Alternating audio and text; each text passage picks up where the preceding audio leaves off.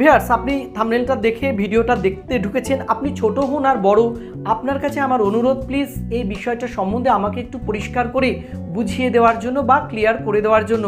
দেশের অলিতে গলিতে তামাম মানুষের মনের মধ্যেও বোধ করি এই প্রশ্নটা এখন ঘুরে বেড়াচ্ছে, সেটা হলো সিএএ মানে সিটিজেনশিপ অ্যামেন্ডমেন্ট অ্যাক্ট, সংশোধিত নাগরিকত্ব আইন। দেশের কয়েকটা হাতে গোনা রাজ্য ছাড়া বাকি সমস্ত রাজ্যগুলোতে কিন্তু এই সিটিজেনশিপ অ্যামেন্ডমেন্ট অ্যাক্ট লাগু হয়ে গেছে। সিটিজেনশিপ অ্যামেন্ডমেন্ট অ্যাক্টে বলা হয়েছে উদ্বাস্তুদেরকে নাগরিকত্ব দেবে ভারত সরকার। এবার আমার মনের মধ্যে প্রশ্ন ঘুরে বেড়াচ্ছে, যেটা উদ্বাস্তু কারা? ভারত সরকারের হাতে কি রয়েছে উদ্বাস্তুর লিস্ট? কোন রাজ্যে রয়েছে উদ্বাস্তু, এরও কি লিস্ট রয়েছে? আমার মনের মধ্যে এই প্রশ্নটা মাথাচাড়া দিয়ে উঠছে বারে বার। যদি ভারত সরকারের হাতে উদ্বাস্তুর লিস্ট না থাকে, তাহলে উদ্বাস্তুদেরকে কি করে দেবে ভারত সরকার নাগরিকত্ব? এটাও কিন্তু আমার মনের মধ্যে ঘুরে বেড়াচ্ছে। আবার এটাও মনের মধ্যে ঘুরে বেড়াচ্ছে যে যদি বাংলাদেশ, পাকিস্তান কিংবা আফগানিস্তান থেকে মানুষজন এখানে এসে দীর্ঘদিন ধরে বসবাস করেই থাকেন, তবে কি তারা স্বেচ্ছায় তাদেরকে ভারত সরকারের কাছে ফলাও করে পরিচয় করাবেন যে তারা উদ্বাস্তু? যদি ফলাও করে পরিচয় করাতেই যান যে তারা উদ্বাস্তু, তবে তো প্রথমেই তারা হয়ে যাবে একেবারে অপরাধী, মানে তারা তো হয়ে যাবে অনুপ্রবেশকারী, মানে ট্রেসপাসার। ট্রেসপাসার মানে একদম ভারতের যে বর্ডার সিকিউরিটি ফোর্স বিএসএফ রয়েছে, তাদের চোখে ধুলো দিয়ে প্রবেশ করেছিল এই স্বাধীন ভারতের মাটিতে। এটা কিন্তু একটা ঘোরতর অপরাধ, আর সেই অপরাধ করলে কিন্তু সে কিন্তু এই ঘোরতর অপরাধের অপরাধী হয়ে যাবে। সুতরাং আমার মনের মধ্যে এটাই ঘুরে বেড়াচ্ছে যে তাহলে তো কোনো মানুষই তাদেরকে ভারত সরকারের কাছে পরিচয় করাতে যাবে না যে তারা উদ্বাস্তু। তবে ভারত সরকার কিভাবে উদ্বাস্তুদেরকে নাগরিকত্ব দেবে?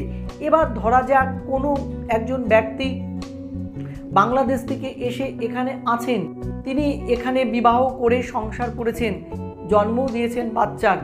দীর্ঘদিন এই ভারতে থাকার পর সে যে বাচ্চাটাকে এই ভারতের মাটিতে জন্ম দিল, সেই বাচ্চাটা তো জন্মগত অধিকার অনুযায়ী নাগরিকত্ব পেয়ে যাবে। সে যদি জন্মগত অধিকার অনুযায়ী নাগরিকত্ব পেয়ে যায়, তবে তার বাবা মা যদি সঠিক কাগজপত্র না দেখাতে পারে বা কোনো ধর্মীয় উৎপীড়নের জন্য কোনো দেশ থেকে এসেছেন যদি প্রমাণ না করতে পারেন, তাহলে তো সেই মানুষটা তো তাহলে সিটিজেনশিপ অ্যামেন্ডমেন্ট অ্যাক্টের মধ্যে পড়বেন না, সিটিজেনশিপ অ্যামেন্ডমেন্ট অ্যাক্টের বাইরে চলে যাবেন, তিনি তো নাগরিকত্ব হারিয়ে ফেলবেন।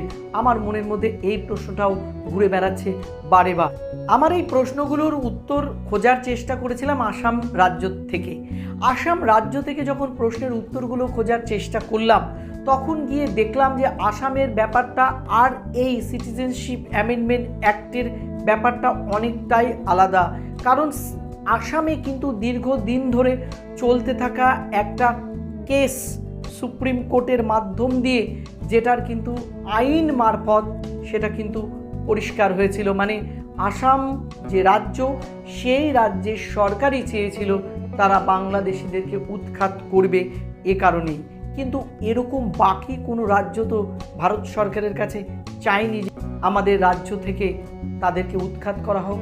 তবে কিভাবে সম্ভব হবে আমার মাথায় ঢুকছে না।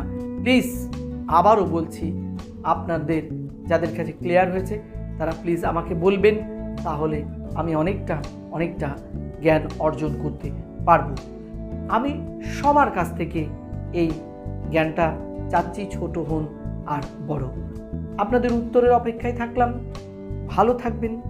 দেখা হবে আরও একটা ভিডিওতে কোনো একটা বিষয় নিয়ে। আমি প্রথম এরকম ধরনের ভিডিও আপলোড করলাম চলতে থাকা কোনো ঘটনার উপরে, কারণ আমার মনের মধ্যে ঘুরে বেড়াচ্ছে। এর উত্তরটা জানার জন্য আমি অবশ্যই আমার সঞ্জয় স্তরস ইউটিউব চ্যানেলে আপলোড করলাম। যাদের কাছে উত্তর রয়েছে আবারও অনুরোধ করছি, বলবেন। আপনাদের উত্তরের অপেক্ষায় রইলাম। ভালো থাকবেন, স্বাস্থ্যের প্রতি খেয়াল রাখবেন।